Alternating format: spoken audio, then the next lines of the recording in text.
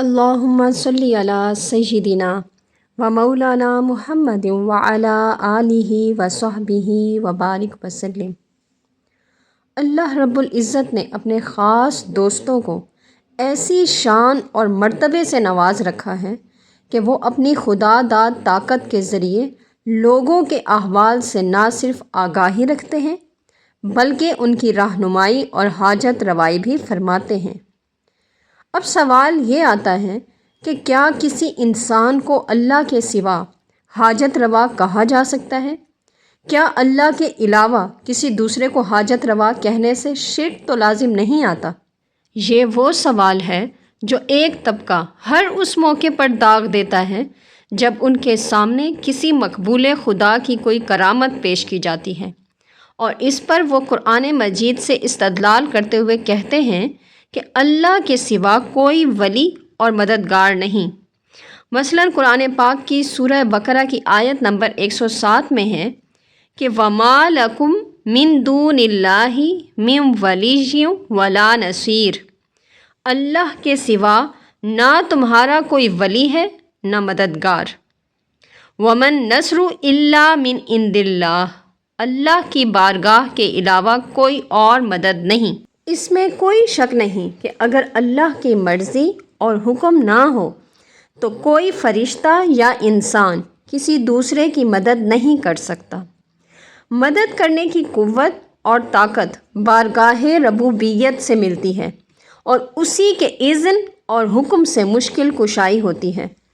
یہ ہستیاں خواہ فرشتے ہوں، جن ہوں یا انسان، حزب اللہ یعنی اللہ کی ٹیم اور جماعت کے کارکن ہیں، اور ان کے کام حقیقت میں اللہ کے کام ہیں۔ اسی لیے نیابت کے طور پر وہ بھی ولی اور مددگار ہیں، جیسا کہ قرآن مجید میں ارشاد باری تعالیٰ ہے انما ولیکم اللہ ورسولہ والذین آمنوا، بے شک تمہارا ولی تو اللہ ہے اور اس کا رسول ہے، اور اہل ایمان تمہارے ولی یعنی مددگار دوست ہیں۔ سورہ تحریم میں ارشاد فرمایا فَإِنَّ اللَّهَ هُوَ مَوْلَاهُ وَجِبْرِيلُ وَصَالِحُ الْمُؤْمِنِينَ وَالْمَلَائِكَةُ بَعْدَ ذَلِكَ ظَهِيرٌ، بے شک اللہ اس کا مولا ہے، جبریل اور نیک صاحب ایمان لوگ بھی ان کے مددگار ہیں، اور اس کے بعد فرشتے بھی کھلم کھلا مددگار ہیں۔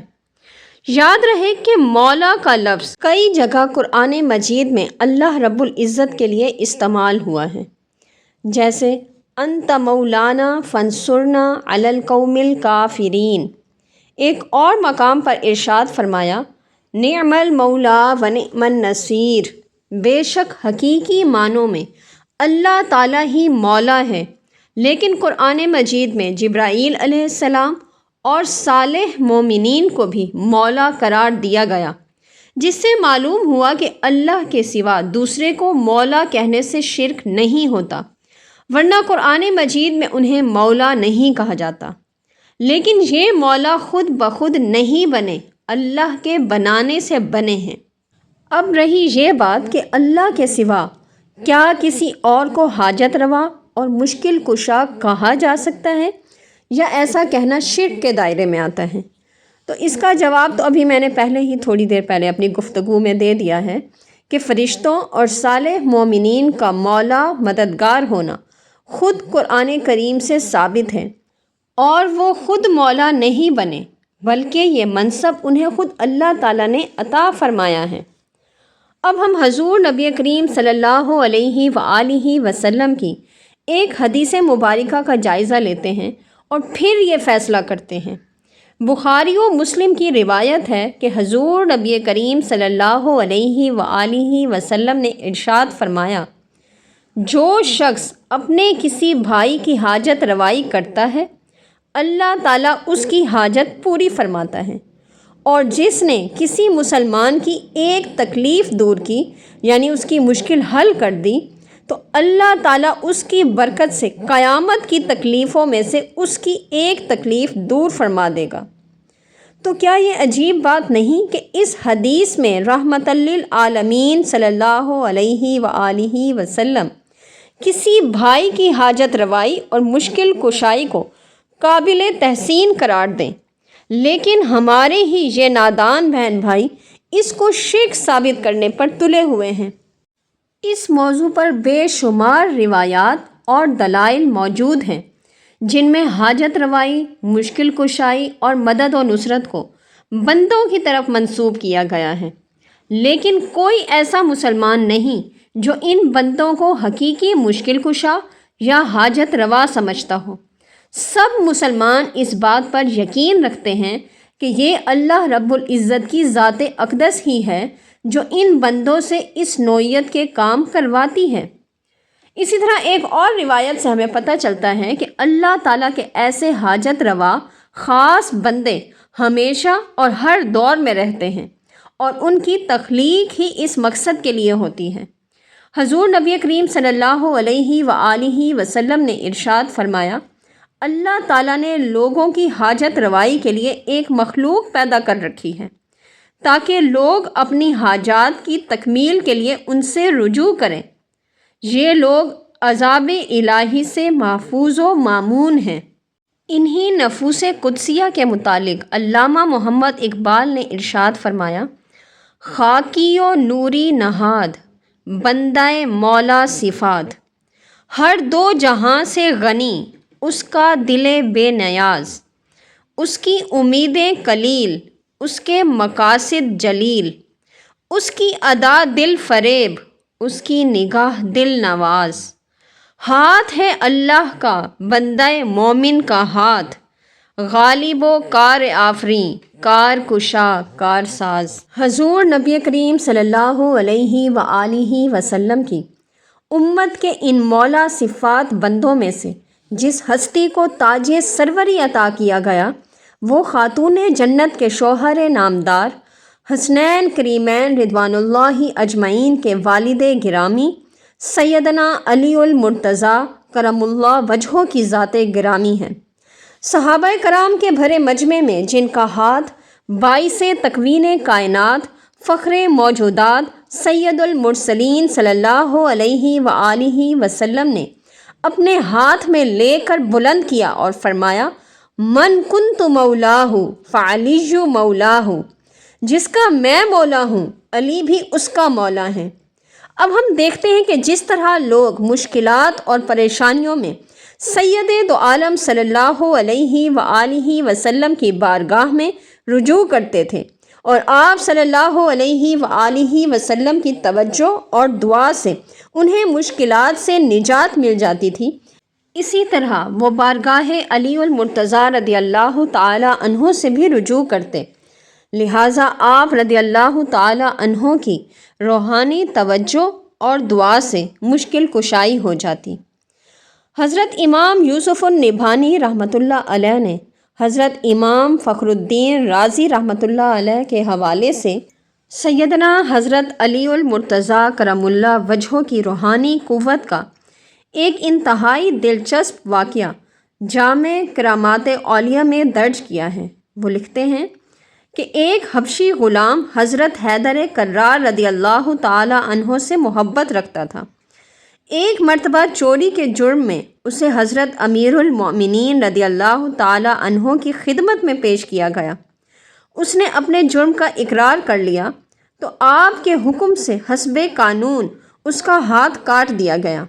ہاتھ کٹوا کر حبشی غلام دربار علی المرتضیٰ رضی اللہ تعالی عنہ سے واپس آ رہا تھا کہ حضرت سلمان فارسی رضی اللہ تعالی عنہ اور حضرت ابن القوا سے ملاقات ہو گئی، جنہوں نے پوچھا کہ تیرا ہاتھ کس نے کاٹا ہے؟ تو غلام کہنے لگا، یعصوب المسلمین ختن رسول صلی اللہ علیہ وآلہ وسلم اور زوج بطول علی المرتضیٰ کرم اللہ وجہہ نے کاٹا ہے۔ ابن القوا رضی اللہ تعالی عنہ نے پوچھا، انہوں نے تیرا ہاتھ کاٹ دیا ہے اور تو ان کی مدح کرتا ہے؟ تو حبشی کہنے لگا، میں ان کی مدح کیوں نہ کروں، انہوں نے مجھے آخرت کی سزا سے بچا لیا ہے۔ تو حضرت سلمان فارسی رضی اللہ تعالی عنہ اس کی یہ بات سن کر بڑے حیران ہوئے اور جا کر حضرت مولا علی کرم اللہ وجہہ کی خدمت میں سارا واقعہ بیان کر دیا۔ تو سیدنا حضرت علی المرتضیٰ رضی اللہ تعالی عنہ نے فوراً غلام کو طلب فرمایا اور اس کا ہاتھ اس کی کلائی کے ساتھ رکھ کر رومال سے ڈھانپ دیا۔ کچھ دعایا کلمات پڑھے۔ اچانک ایک آواز آئی کہ کپڑا ہٹا دو۔ کپڑا ہٹایا گیا تو ہاتھ بالکل صحیح سالم تھا۔ سبحان اللہ۔ حضرت علامہ تاج الدین سبکی رحمۃ اللہ علیہ طبقات میں لکھتے ہیں کہ ایک مرتبہ حضرت جناب حیدر کرار رضی اللہ تعالی عنہ اور آپ کے دونوں شہزادوں نے رات کی تاریکی میں کسی کو درد بھری آواز میں شعر پڑھتے سنا۔ اے وہ ذات اقدس جو تاریکیوں میں مضطرب و بے قرار انسان کی پکار سنتی ہے، اگر خطا کار تیری بخشش کے امیدوار نہ ہوں تو پھر ہم گناہ گاروں پر تیرے سوا نعمتوں کی بارش کون برسائے گا۔ حضرت حیدر کرار رضی اللہ تعالی عنہ نے یہ اشعار سنے تو حکم دیا کہ اس شخص کو تلاش کیا جائے۔ لوگ اسے ڈھونڈ کر لے آئے۔ وہ پہلو گھسیٹتا ہوا آپ کے سامنے حاضر ہو گیا تو آپ رضی اللہ تعالی عنہ نے فرمایا، تجھے کیا مصیبت پیش آئی، ذرا بیان تو کرو۔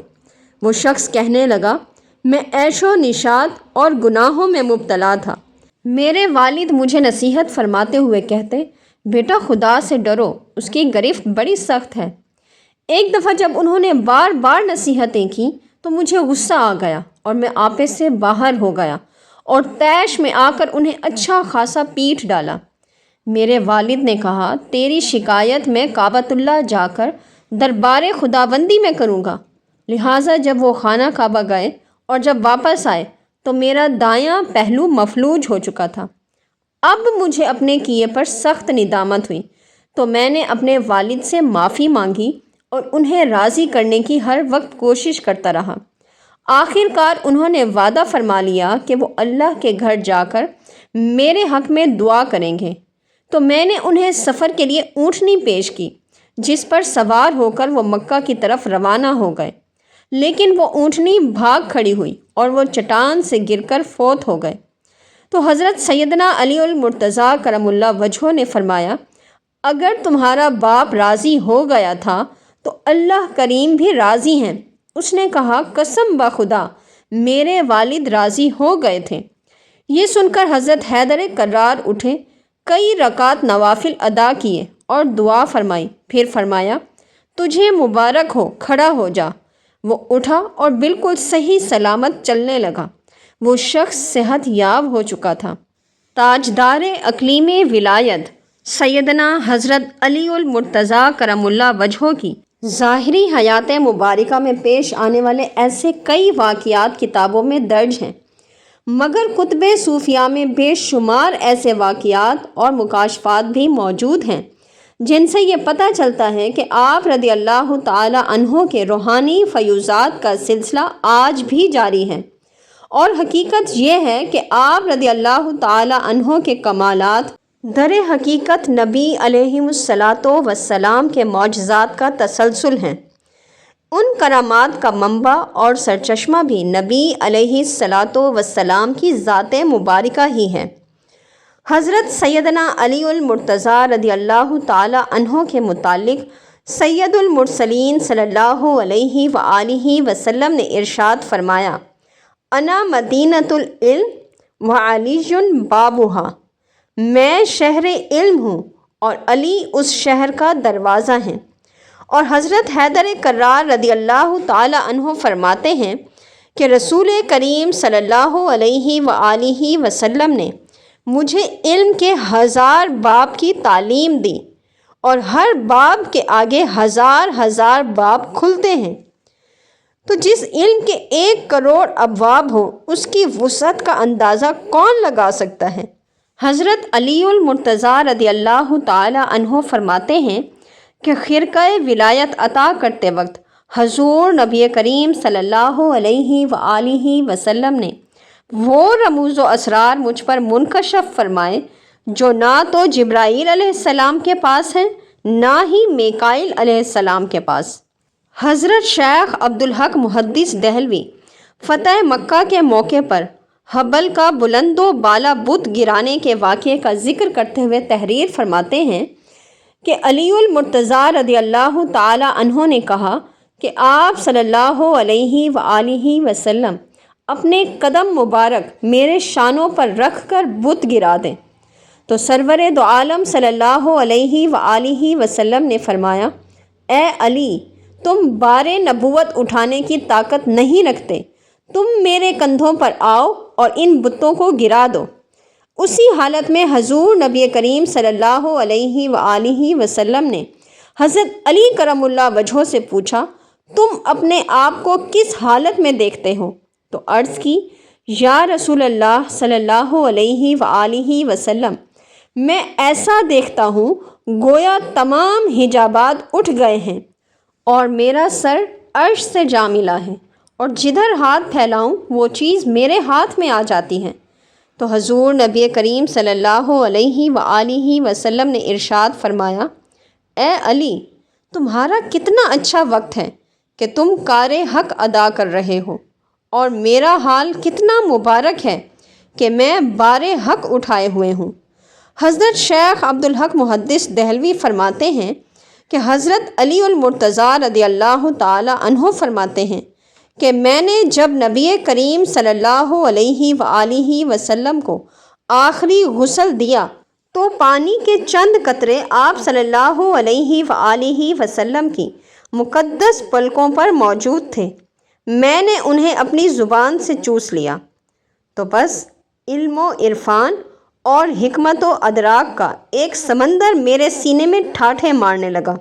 بعض شارحین علماء حدیث انا مدینۃ العلم و علی بابھا کی تشریح میں فرماتے ہیں کہ یہاں العلم سے مراد شریعت کا علم نہیں، کیونکہ وہ تو دیگر خلفائے راشدین اور صحابہ کرام رضوان اللہ اجمعین کو بھی حاصل تھا، اس سے مراد روحانیت کا علم ہے۔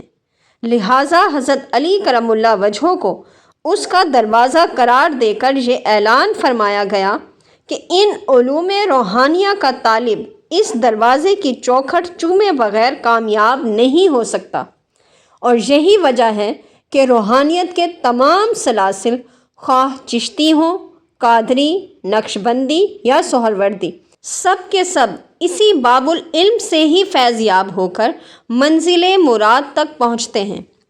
حضرت مجدد الفسانی رحمۃ اللہ علیہ نے مکتوبات شریف میں لکھا ہے، اللہ تعالیٰ تک پہنچانے والے راستوں میں سے ایک راستہ قرب ولایت سے تعلق رکھتا ہے، اور اس کے پیشوا سیدنا حضرت علی کرم اللہ وجہہ ہیں۔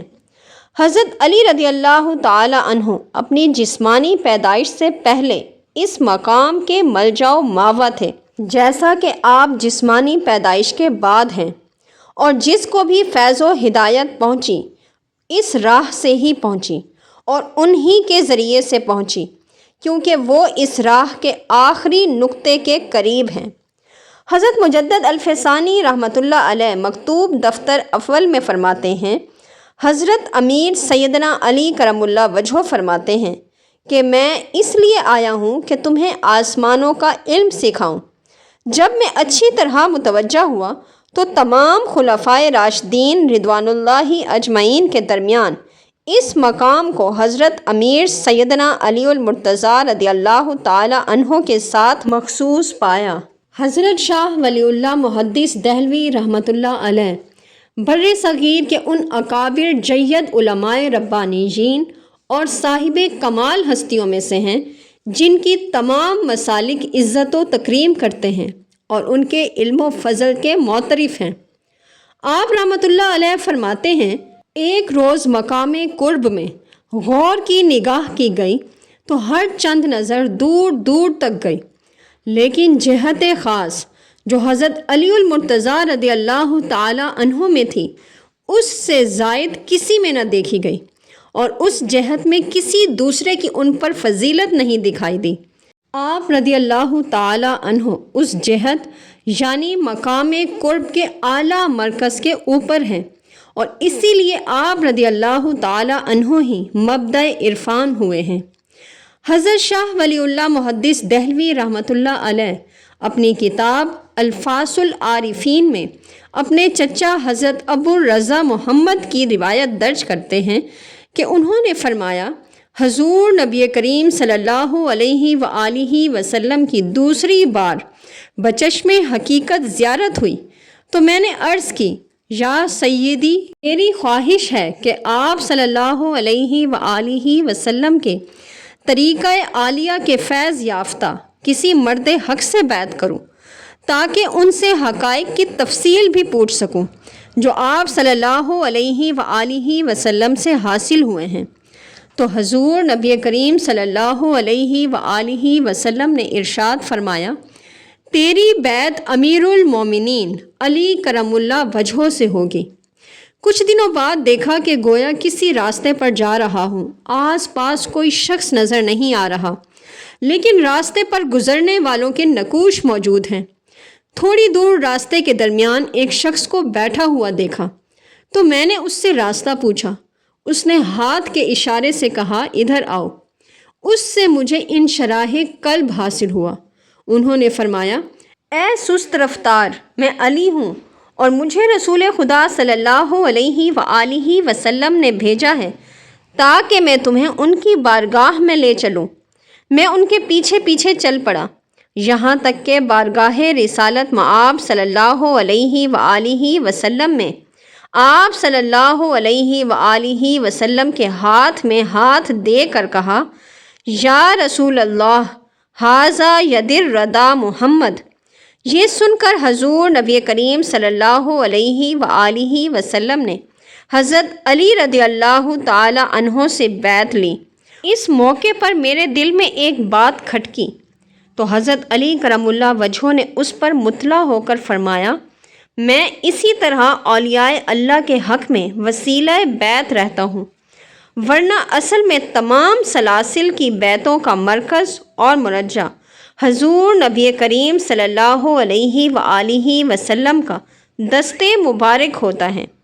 اس کے بعد آپ رضی اللہ تعالی عنہ نے مجھے اشغال اور اذکار کی تلقین فرمائی اور علوم و اسرار سے نوازا۔ حقیقت یہ ہے کہ حضرت سیدنا علی المرتضیٰ رضی اللہ تعالی عنہ کی ذات اقدس تمام علوم ظاہری و باطنی کا مخزن ہے۔ تمام صحابہ کرام رضوان اللہ اجمعین آپ کی اس شان سے آگاہ اور معترف تھے، اور شیخین کریمین مختلف مواقع پر حضرت سیدنا علی المرتضیٰ رضی اللہ تعالی عنہ کے بحر علمی اور اصابت رائے سے استفادہ بھی کرتے رہتے تھے۔ سبحان اللہ، وما علینا الا البلاغ المبین۔